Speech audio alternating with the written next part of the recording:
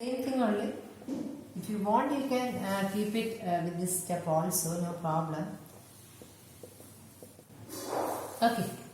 Now we are going to compare the coefficients on both sides. See A1 and A2. Do we have A1 and A2 this side? No. So 0.5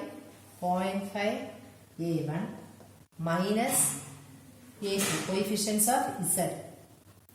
A2 is equal to 0. And again A1 plus A2 is equal to 1. So we are comparing the coefficients on both sides, and on simplification here you will get A1 value as 2 and A2 as minus 1.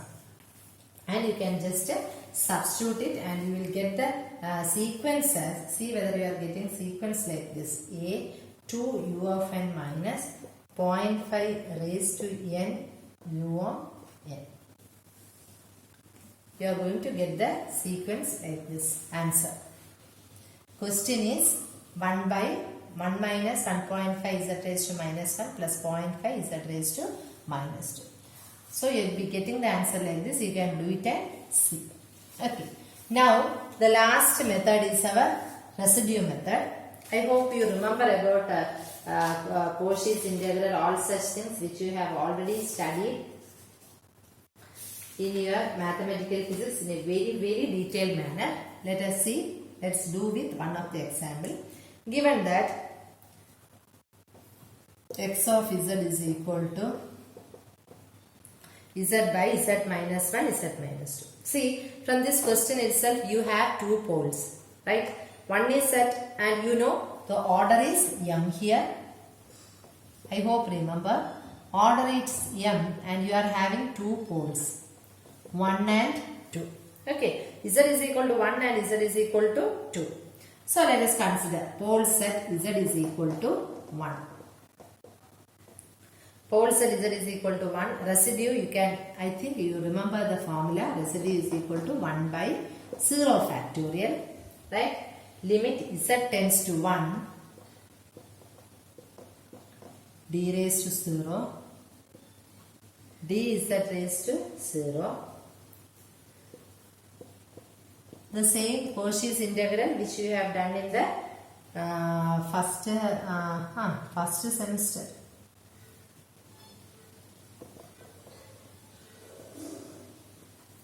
Z minus 1 into Z minus 2. And when you are doing this, you will get the value as minus 1. Right? And a pole set Z raised to, Z at Z is equal to 2. At Z is equal to 2. Residue is equal to 1 by 0 factorial z minus 1. 1 by m minus 1, m is 1. So 0 factorial limit z tends to 2, because z tends to 2, order 0 m minus 1 into z minus 2 raised to 1. Okay. Z into Z raised to n minus 1, Z minus 1, Z minus 2. So you will get it as 2 raised to n as the answer. You will get it as 2 raised to. Nothing, you have just to go through the our previously done residue formula.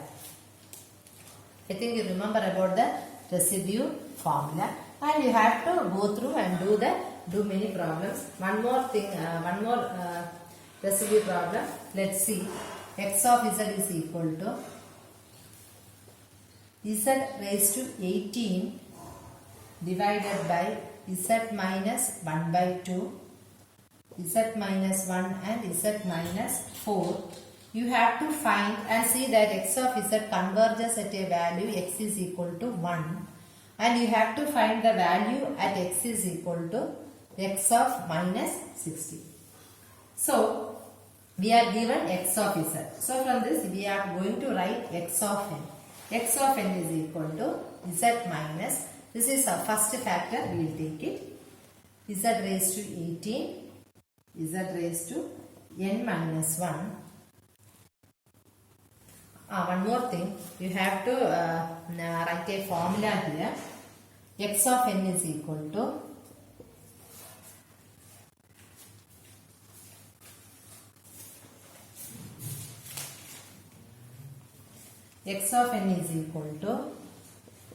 sigma residues of x of z into x of z raised to n minus 1 at the pole of residue. So this you have x of z into x of z raised to n minus 1, and this formula also you have already studied. Still I have written only. So we are going to apply that. We have to find x of 60. Okay, and converges at z is equal to 1.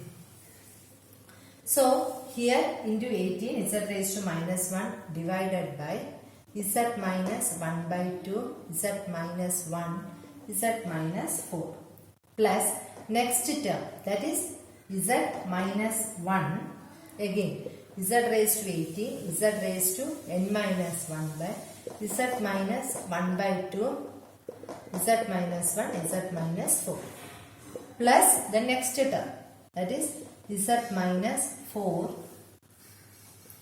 z raised to 18 z raised to n minus 1 divided by z minus half z minus 1 z minus 4. See, in our question, this is how we have taken. Each term we have taken and x of z, then residues of x of z we have taken each into z raised to 18 z raised to n minus 1. Okay. See, here we have given that the modulus of z is equal to 1, or x of z will converge at modulus equal to 1. So we can see that only in the second term. See, only in the see here what will happen? This term and this term will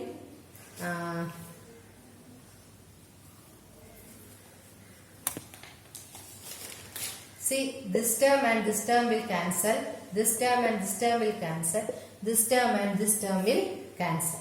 So only in the second term, see, we are given that the x of n will converge at z equal to 1.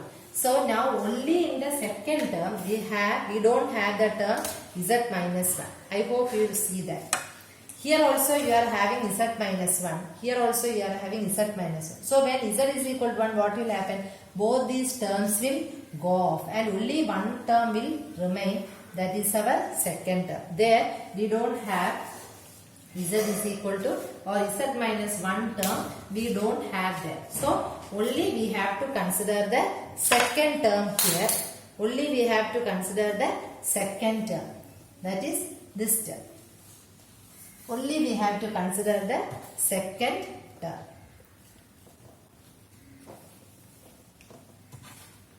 Only we have to consider the second term.